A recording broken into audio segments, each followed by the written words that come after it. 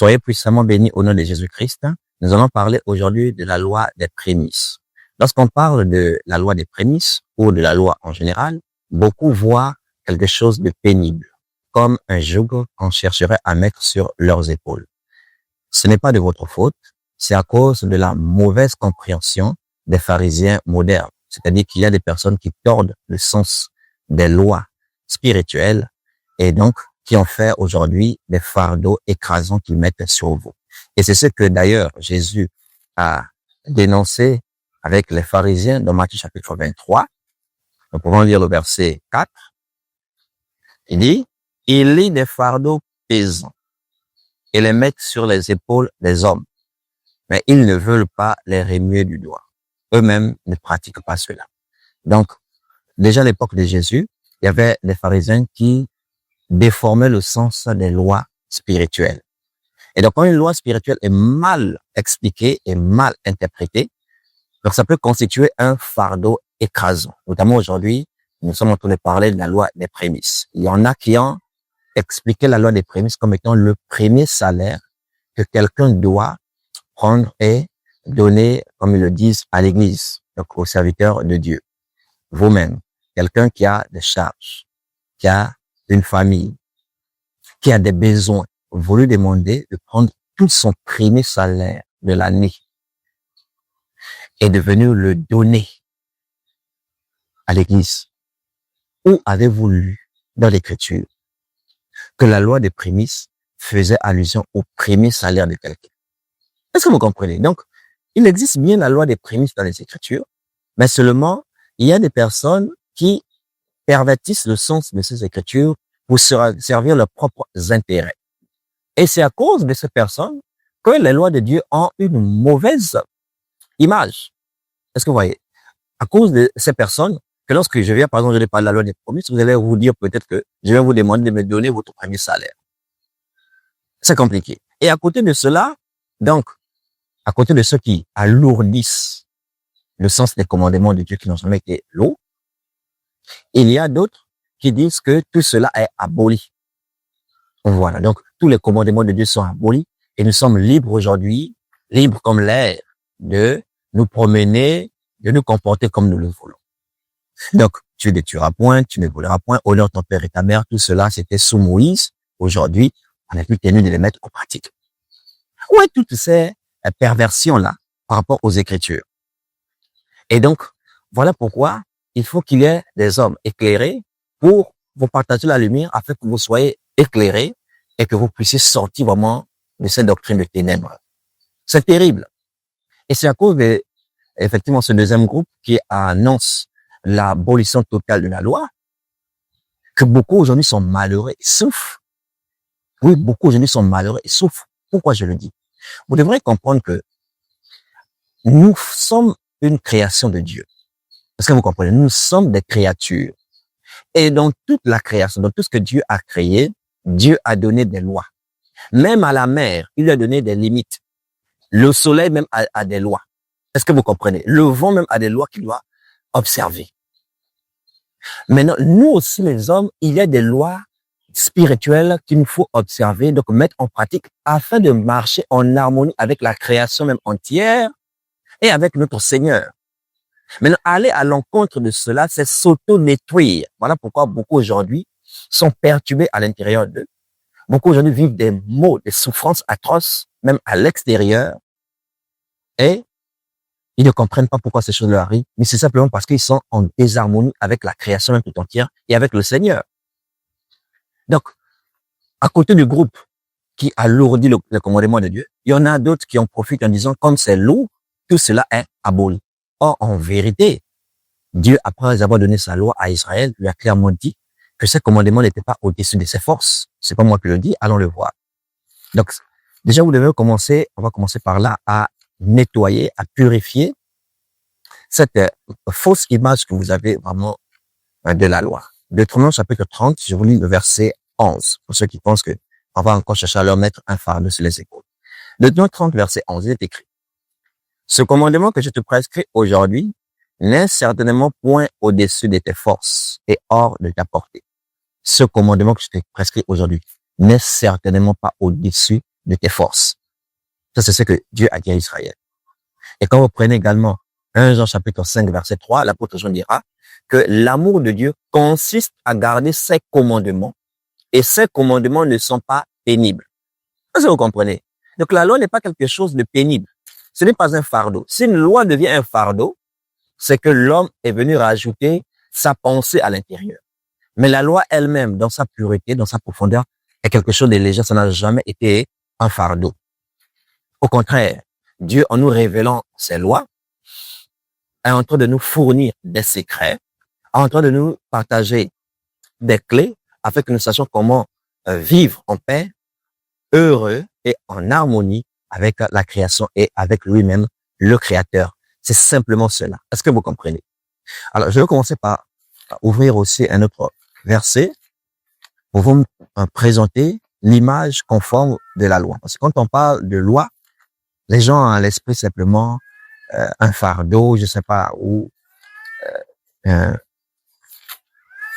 quelque chose de difficile qu'on va leur présenter, un joug à porter. Non, ce n'est pas cela. Prenons Proverbe chapitre 6, afin que vous puissiez comprendre ce qu'on appelle le précepte pour la loi. Proverbe 6, verset 23.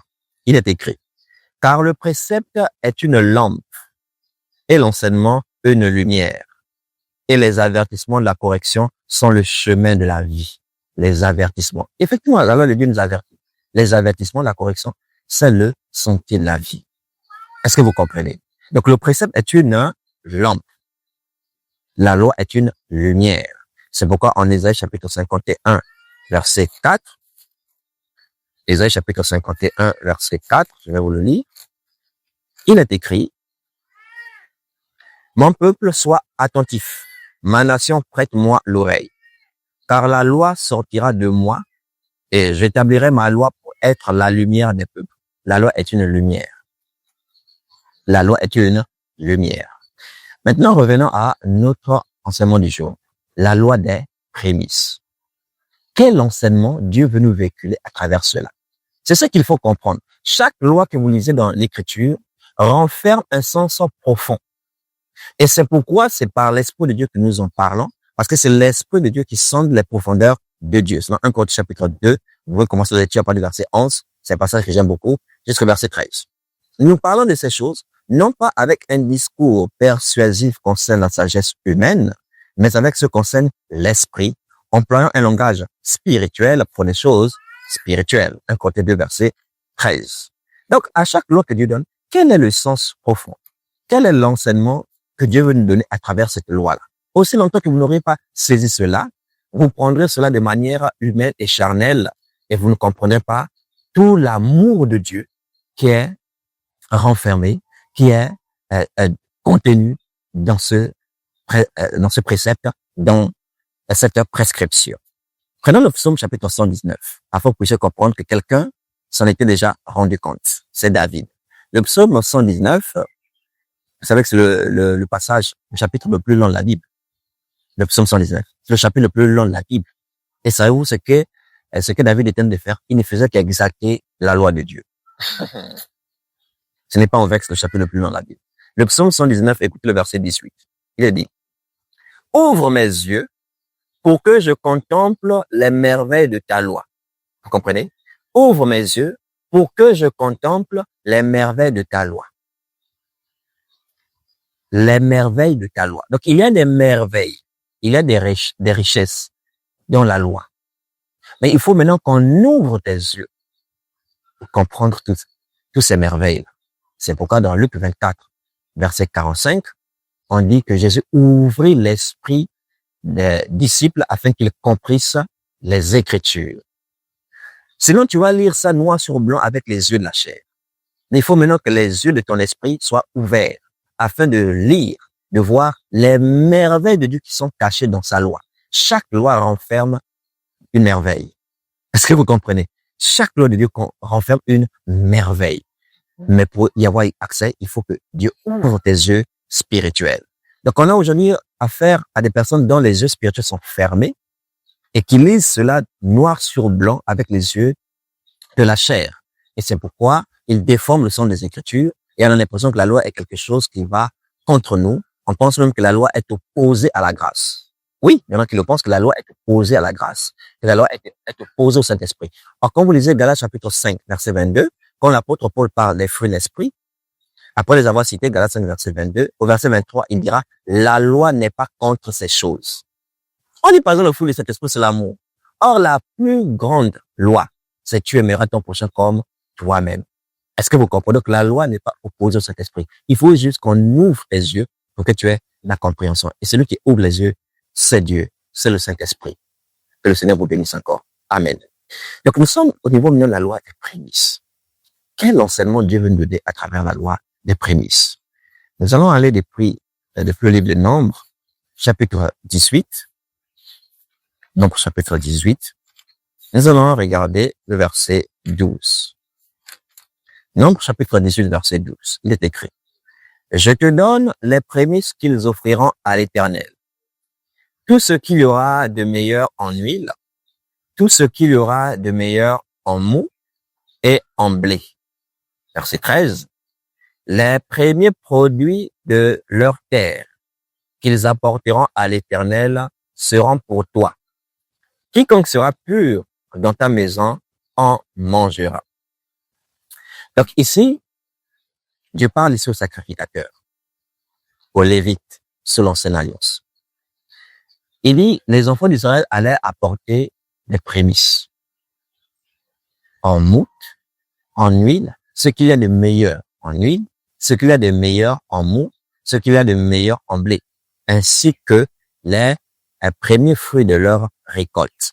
Ils devaient apporter cela aux sacrificateurs. Dieu devait les bénir.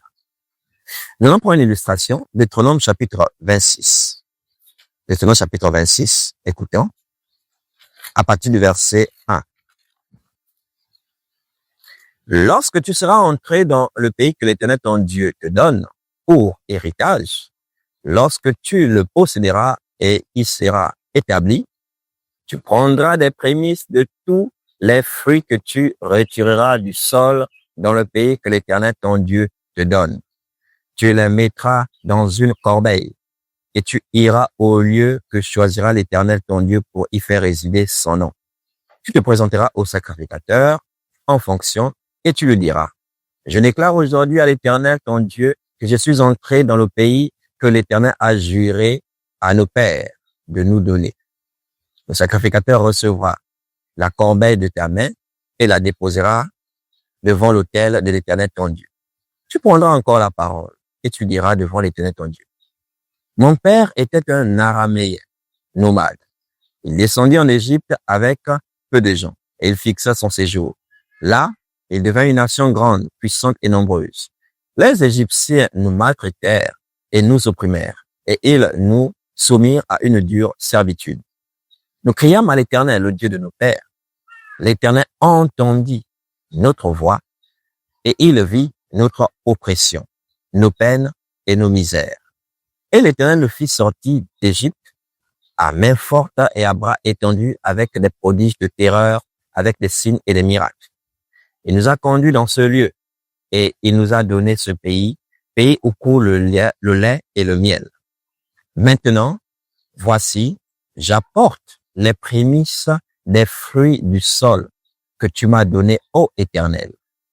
Tu les déposeras devant l'Éternel, ton Dieu, et tu te prosterneras devant l'Éternel, ton Dieu. Oui, tu te réjouiras avec le Lévite et avec l'étranger qui sera. Nous pourrons nous arrêter là. Nous allons lire Deutéronome chapitre 26, verset 1 jusqu'au verset 10. Donc ici, le Seigneur nous fait comprendre, notamment ici aux enfants d'Israël, que la loi sur les prémices est une forme de reconnaissance. Ce que nous pouvons relever ici. En Nombre chapitre 18 que nous avons lu, versets 12 à 13, lorsqu'il a parlé des prémices, il a parlé de ce qu'il y avait de meilleur en huile, en mou et en blé. Il a parlé aussi des premiers fruits de la terre. Et ici, il fait comprendre que l'Israël devait prendre les premiers fruits de la terre, les mettre dans une corbeille, se rendre au temple, trouver le sacrificateur et déclarer que mon père, Abraham, était un nomade. Il n'y avait pas de père fixe. Et le Seigneur a permis que Israël descende en Égypte, est devenu un peuple puissant et alors fut opprimé. Ils ont crié à Dieu. Dieu est venu les délivrer. Il les a conduits dans ce sol-là. Donc le sol auquel je me tiens là, c'est Dieu qui nous a donné cela pour habitation. Donc, maintenant que je plante et que ça donne guise de reconnaissance, j'apporte ces premiers fruits-là à l'Éternel. C'est alors que beaucoup aujourd'hui ont vu simplement cette partie-là, en disant tu as prié, tu as cherché le travail, Dieu t'a donné le travail. Maintenant, tu dois apporter tes prémices à Dieu. Et pour eux, ces prémices-là, c'est ton premier salaire que tu dois prendre et venir le donner à Dieu. C'est compliqué. C'est compliqué, effectivement. Vu dans ce sens-là, ça ressemble à un fardeau. C'est un fardeau, ce ne ressemble pas, c'est un fardeau.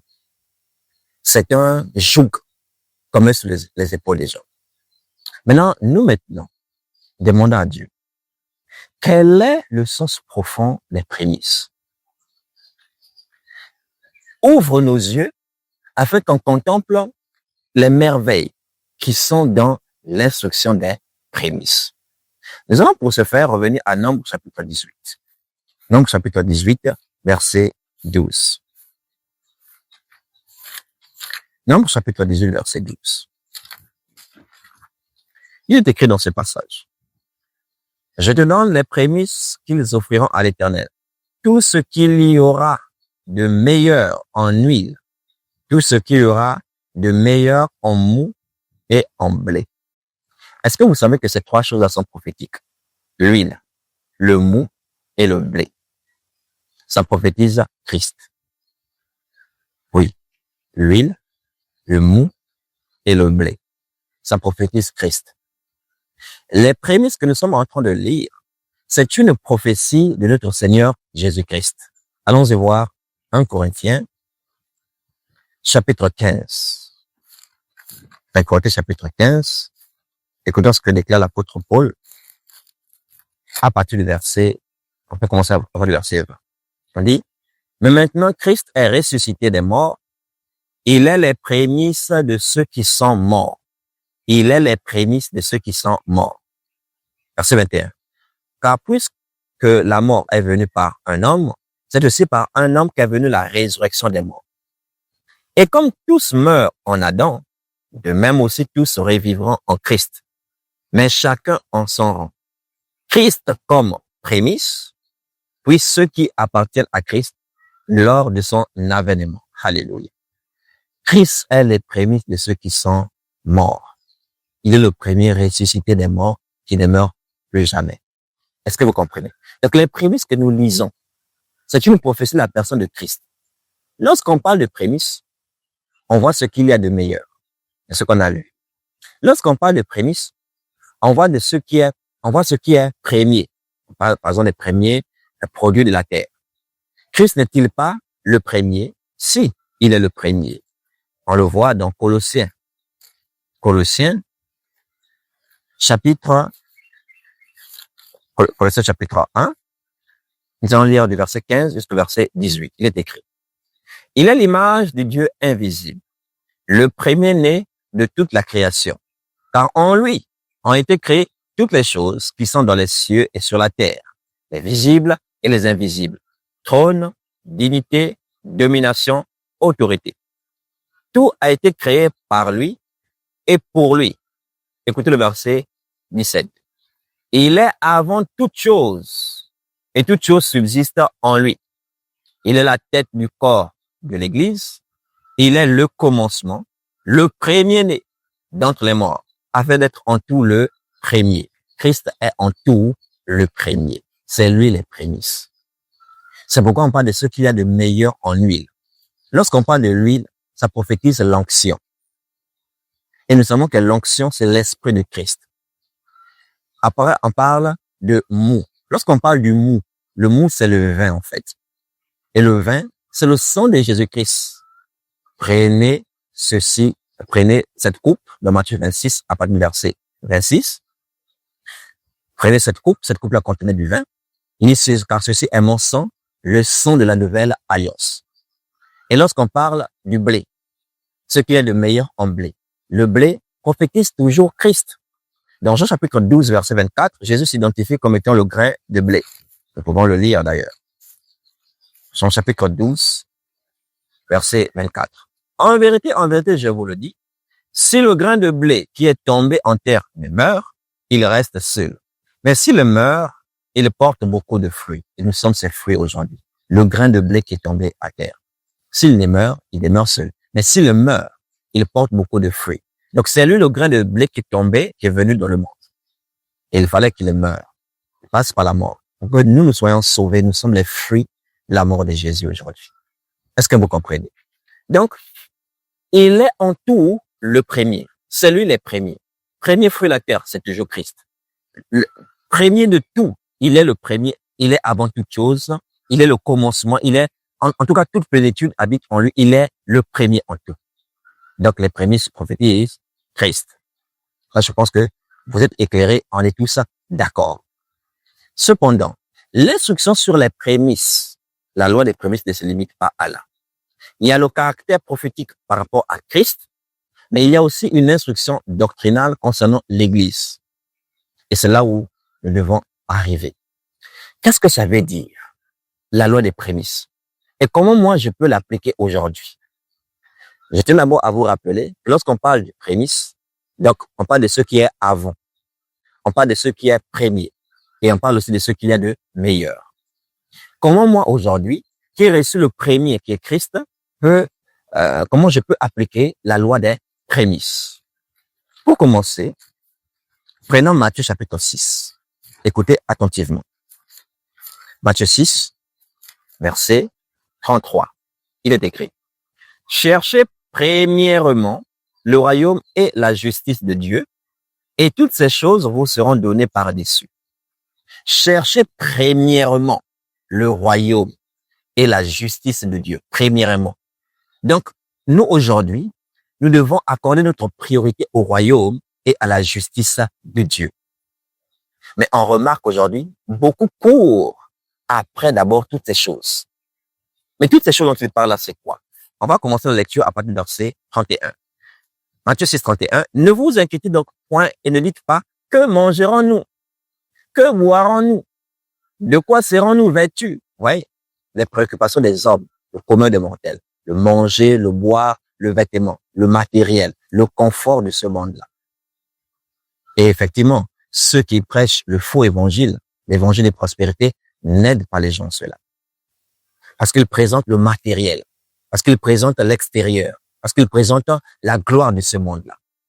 Le manger, le boire, le vêtement. Or, Jésus dit: ne vous inquiétez pas.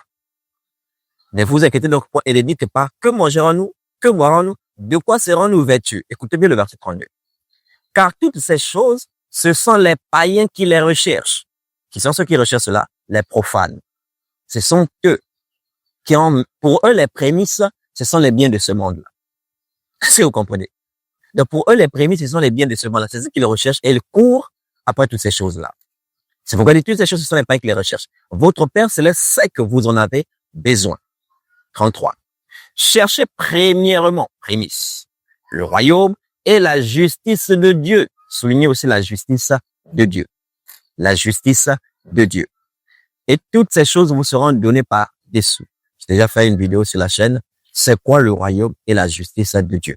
Donc, vous pouvez aller regarder cela afin d'être éclairé. Donc, nous comprenons que selon Christ, comment pouvons-nous appliquer la loi des prémices? C'est en accordant une importance première aux choses du royaume. C'est en mettant notre priorité dans la justice de Dieu. Mais ceux-là qui laissent en arrière le royaume et la justice de Dieu, qui ne sont pas préoccupés par rapport au royaume et à la justice, et qui sont plutôt préoccupés par rapport aux choses de ce monde-là, ce sont des païens. Ce sont des païens. Et si je voudrais que vous puissiez grandir en compréhension, en connaissance. Lorsqu'on parle de chercher premièrement le royaume et la justice de Dieu, oui, il y a l'aspect par rapport à la conversion, mais ce n'est pas tout. C'est pourquoi je vous ai demandé de souligner et la justice de Dieu.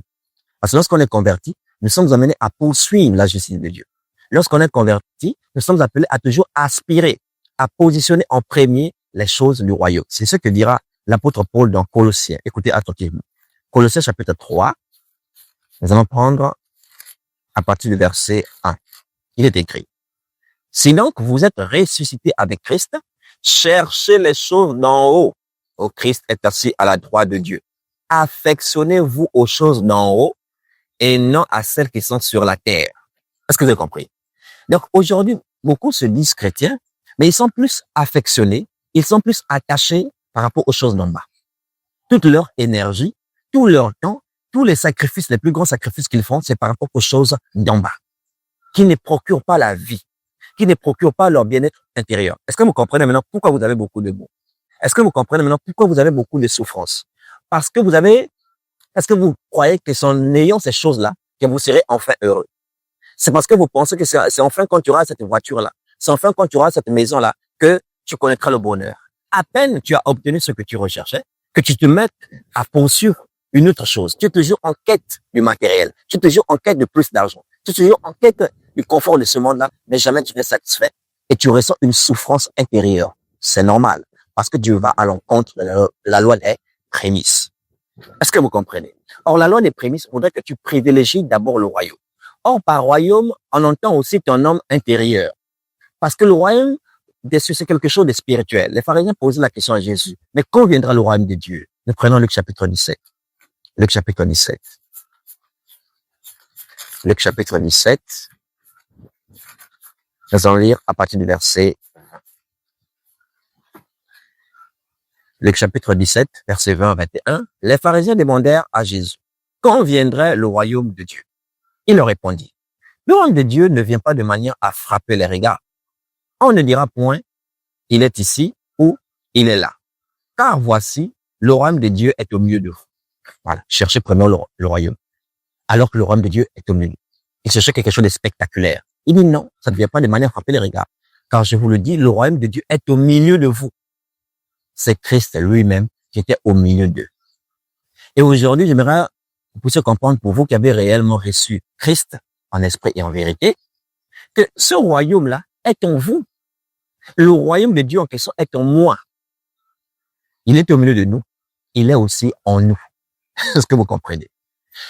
Et nous nous suicidons intérieurement. Nous n'accordons plus une grande importance au bien-être intérieur, à notre esprit, à notre âme. Et nous recherchons le confort extérieur. Nous recherchons le bonheur à l'extérieur, alors que le bonheur véritable vit en nous. C'est Christ qui est en nous. Et c'est ainsi que des personnes sont troublées à l'intérieur d'eux. Les personnes ont un mal-être intérieur et se suicident de l'intérieur. Pourquoi? Parce qu'ils recherchent activement la gloire, les choses de ce monde, comme des ailleurs. Donc, le royaume de Dieu est en nous et nous devons chercher premièrement le royaume. Je vous l'ai dit, il y a l'aspect de la conversion, mais nous sommes passés déjà à l'aspect de la conversion. Nous cherchons encore le royaume, en ce sens que nous nous affectionnons au royaume qui est à l'intérieur de nous. Voilà pourquoi nous apprenons à cultiver une vie de méditation, la parole. Voilà pourquoi nous apprenons à consacrer notre temps aussi dans la prière, dans les louanges. Et quand vous êtes dans cette atmosphère-là, vous vous rendez compte que vous expérimentez une joie, une paix, un bonheur qu'aucun bien de ce monde ne peut vous donner. Nous avons le royaume en nous. Affectionnons-nous à ce royaume-là. La loi des prémices. Et je vais prendre Luc, chapitre 10, à partir du verset 48, un passage que j'aime beaucoup, jusqu'au verset 42. Il est écrit: comme Jésus était en chemin avec ses disciples, il entra dans un village et une femme nommée Marthe le reçut dans sa maison. Elle avait une sœur nommée Marie, qui, s'étant assise au pied du Seigneur, écoutait sa parole. Marthe, occupée à divers soins domestiques, survint et dit: Seigneur, cela ne te fait-il rien que ma sœur me laisse seule pour servir? Il est donc de m'aider. Le Seigneur lui répondit: Marthe, Marthe, tu t'inquiètes et tu t'agites pour beaucoup de choses. Une seule chose est nécessaire. Marie a choisi la bonne part qui ne lui sera point ôtée.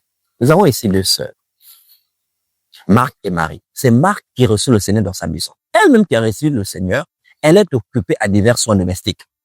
Pendant ce temps, Marie est assise attentivement au pied du maître, écoutant le maître enseigner. Marthe est venue se plaindre. Elle a même dit au Seigneur, mais dis à ma soeur de venir m'aider. Tu me laisses m'occuper de tout moi-même et toi tu es là simplement assise. Écoutez, paresseuse là. C'est ainsi qu'on pourrait traiter certaines personnes qui ont résolu d'accorder une priorité au royaume, donc la loi des prémices, qui ont décidé de sacrifier même leur vie pour le compte du royaume. On pourrait les traiter des paresseux. Il travaille pas. Il fait pas ceci. Il fait pas cela. C'est nous qui nous occupons de tout.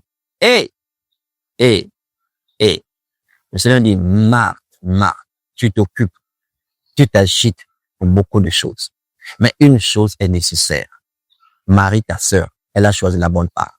Je ne suis pas en train de dire qu'il ne faut pas travailler, parce que beaucoup comprennent très mal le propos. Je ne suis pas en train de dire de ne rien faire. C'est pas ce que je dis. Mais si vos occupations sous le soleil vous écrasent au point où ça devient les prémices, donc la priorité, et vous vous suicidez de l'intérieur, et vous ne vous occupez pas de votre bien-être intérieur.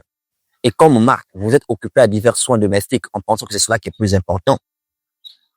Et vous n'êtes plus attentif au Seigneur qui est entré dans votre maison, parce que si Marthe reçoit le Seigneur dans sa maison. Or, la maison, spirituellement parlant, c'est nous. Selon Hébreux chapitre 3, verset 6, il a dit que nous sommes la maison de Christ. C'est bien écrit. Nous sommes la maison de Christ. Donc, on a reçu Christ en nous. Et nous, maintenant, on n'accorde pas une priorité au bien-être intérieur. On n'est plus attentif à Christ qui vit en nous, mais on est plus attentif au confort extérieur, à la poursuite du vent, à la poursuite du matériel. Vanité des vanités, comme dit le sage. Est-ce que vous comprenez? Donc, savoir faire la part des choses et comprendre quelle est en vérité notre priorité. C'est cela la loi des prémices. Oui, il y a aussi un aspect financier, mais l'aspect financier n'est que la conséquence de la compréhension que je suis en train de vous partager. Parce que si vous avez compris que le royaume des cieux est votre priorité, vous ne pouvez pas vous permettre de vous lever sans rendre des actions de grâce au Seigneur qui vous a protégé durant la nuit. Vous ne pouvez pas vous permettre de manger tranquillement un repas sans rendre des actions de grâce à Dieu. Vous ne pouvez pas vous permettre d'abandonner la prière ou de penser à la prière plus tard, alors que l'Écriture vous demande de faire la prière avant toute chose. Allons d'ailleurs le voir. 1 Timothée chapitre 2. 1 Timothée chapitre 2. Verset 1 Timothée 2, verset 1, il est écrit, j'exhorte donc avant toute chose à faire des prières, des supplications, des requêtes, des actions de grâce pour tous les hommes, avant toute chose. Prémices. Prière, ce sont mes prémices. Les prières, ce sont mes prémices. Tout chrétien, tout disciple devra parler ainsi. Les prières, ce sont mes prémices. Lire la parole, même si c'est un verset que tu prends et tu le fais tourner en boucle dans ton esprit, tu le médites, ça doit devenir notre quotidien, nos prémices. Est-ce que vous comprenez? Ma vie est prière. Ma vie est méditation. Est-ce que vous comprenez? C'est très important. Donc, si on a compris tout cela, on n'aura aucun souci à appliquer ce que dit le proverbe. Parce que, effectivement, il y a un sens, bien entendu, financier par rapport à la loi des prémices. Mais, ce ne sera jamais appliqué aussi longtemps qu'on n'a pas compris quelle est notre priorité. Proverbe 3, verset 9, il est dit, honore l'Éternel avec tes biens et avec les prémices de tout temps revenu. Alors, tes greniers seront remplis d'abondance. C'est la bénédiction. Et tes cuves regorgeront de mou. Donc, il y a une bénédiction qui est rattachée au principe des prémices. Ah, Seigneur, bénis-moi dans mon activité. Ah, Seigneur, bénis-moi dans tout ça. Mais la bénédiction de Dieu ne vient pas comme quelques-uns le disent, c'est pas la magie, en fait. Il y a des lois que Dieu a établies. Par exemple, on dit, honore ton père et ta mère afin que tu vives longtemps et heureux sur la terre. Mais toi, tu maltraites ton père. Tu injuries ta mère. Et comment tu pries, Seigneur, donne-moi de vivre heureux. Donne-moi une longue vie. Vous pensez que cette prière-là aura un effet? Oui, il y a même des choses, on n'a même pas besoin de prier. Je vous parle la vérité, il y a des choses, quand tu appliques simplement la loi divine, action-réaction, il y a une conséquence logique. Parce qu'en vérité, chaque loi de l'Éternel renferme une bénédiction. C'est lui qui l'applique conformément à l'Écriture. Il n'aura même pas besoin d'écrire, de demander parfois certaines choses. C'est automatique, c'est systématique parce que Dieu est fidèle. Voilà pourquoi Dieu avait ajouté 15 années à la durée de vie d'Ézéchias. Parce qu'Ézéchias lui a demandé de se souvenir de ce qu'il avait fait. de tout ce qu'il avait fait. Et le Seigneur, entendant la prière de son serviteur, il dit à Isaïe, retourne. Allez lire Isaïe chapitre 38, à part du verset 1, par rapport à Ézéchias. Comment il a supplié le Seigneur, il a demandé à Dieu de se souvenir de ce qu'il avait fait. Parce qu'effectivement, à chaque obéissance, à chaque application de la loi, il y a une bénédiction qui est rattachée à cela. Il y a une très grande bénédiction qui est rattachée au principe des prémices. Quand on applique, par exemple, par rapport à nos finances, il n'est pas question de prendre son premier salaire et aller le donner pour l'œuvre. Non, ce n'est pas de cela qu'il est question. Il est question, en toute chose, de penser à Dieu en premier. La prière en premier. La méditation, les affaires du royaume passent en premier. Et donc, même le soutien relatif à l'œuvre du Seigneur est aussi une priorité. Une priorité en ce sens, je ne peux pas me permettre, j'ai eu des revenus et je vais d'abord satisfaire mes besoins, donc moi d'abord, Dieu après. Et lorsque j'aurai fini, je me suis dit, j'ai oublié qu'il y avait telle chose, il faut telle chose pour l'œuvre du Seigneur, j'ai oublié. Et on s'est dit, bon, c'est plus tard, on revoit toujours l'œuvre de Dieu à plus tard. Vous n'irez pas en enfer par rapport à cela. Mais vous n'appliquez pas les principes, les prémices. Et il y a une conséquence aussi par rapport à cela. Est-ce que vous comprenez? On aura beau crier, Seigneur, bénis, Seigneur, fais ceci. Mais tu veux la bénédiction, il faut l'obéissance. Dans 1 Samuel chapitre 2, verset 30, Dieu qui dit, j'honorerai celui qui m'honore. Et celui qui me méprise, je vais le mépriser pareillement. Dieu honore celui qui l'honore. Traite Dieu en premier, il fera de toi un premier. Mais traite Dieu en dernier, il fera de toi pareillement un dernier. Donc, tu peux le traiter en dernier, en privilégiant les besoins terrestres et en te suicidant intérieurement. Et aussi, même dans tes finances, si tu désires être béni, mais que toi, tu ne penses pas à l'œuvre de Dieu, ou tu penses toujours à l'œuvre de Dieu en dernier, et jamais en premier, comme l'avait fait Abel, qui avait donné l'une des premiers nés de son troupeau, contrairement à Caïn. Dans l'offrande de Caïn, vous ne verrez pas la notion des prémices. Allez relire Genèse chapitre 4. Vous verrez la notion des prémices dans l'offrande d'Abel. Abel connaissait le secret des prémices. Ce n'est pas une affaire de quantité, c'est une question de réflexe. Tout comme je me lève le matin, réflexe, c'est de rendre grâce à Dieu. De la même façon, je perçois quelque chose, réflexe, c'est il y a l'œuvre de Dieu qui est là, il y a les ouvriers de Dieu qui sont là, car l'Écriture dit dans 1 Timothée 5, verset 17 à 18, que les anciens qui dirigent bien parmi vous soient jugés dignes d'un double honneur, surtout ceux qui travaillent à la prédication et à l'enseignement. Ce sont les passages 1 Timothée 5, 17 à 18, c'est la doctrine. Car il est écrit, tu n'en mesureras point le bœuf lorsqu'il faut le grain, et l'ouvrier mérite son salaire. Est-ce que vous comprenez? Donc, voilà des choses qu'on peut appliquer comme réflexe, non pas en termes de quantité, en termes de qualité, parce qu'on fait passer les affaires du royaume comme une priorité. Mais on les laisse, on néglige, et on va qu'à autre chose. Vous voulez qu'on s'attende à quoi? Donc ainsi, je laisse le reste entre les mains de Dieu pour qu'il continue de vous éclairer et vous illuminer davantage sur la profondeur de la loi des prémices. Et si vous avez saisi cela, vous comprendrez que notre réflexe, c'est de faire passer Dieu avant toute chose. Notre réflexe, c'est d'accorder une priorité au royaume de Dieu et à sa justice. Et ce royaume-là et cette justice-là se trouvent en nous aujourd'hui. Et comme je vous l'ai dit, traite Dieu comme premier, il fera de toi un premier. Mais fais de Dieu un dernier, il fera de toi un dernier. Que celui qui a des oreilles pour entendre, entende. Que Dieu vous bénisse, partagez cela afin d'aider aussi les autres. Amen.